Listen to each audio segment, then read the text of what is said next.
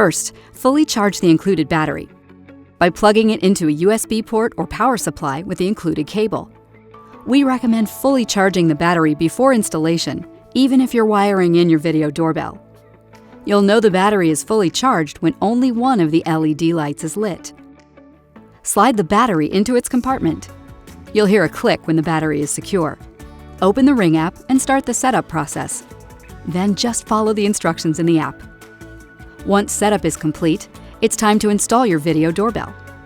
The optimal installation height for video doorbell is 4 feet off the ground. If you're connecting video doorbell to existing wires that are higher than 4 feet, install the included wedge mount to angle it down for a better view. Before you begin, shut off power at the breaker. Then remove your existing doorbell button from the wall and disconnect the wires. Insert the included mini level into this slot on your video doorbell. Use your video doorbell as a template to mark the install location. Center the bubble on the mini level to ensure it's straight. If you're installing video doorbell on stucco, brick, or concrete, use the provided drill bit to drill holes into your wall and insert the included anchors into the holes. If you're installing on wood or siding, you can skip this step. Then, loosen the terminal screws on the back of your video doorbell. If your doorbell wires are too short to wire to your video doorbell, you can use the included wire extensions and wire nuts to extend them. To do this, line each wire extension up with a doorbell wire and twist the wire nut onto them clockwise until they're securely connected.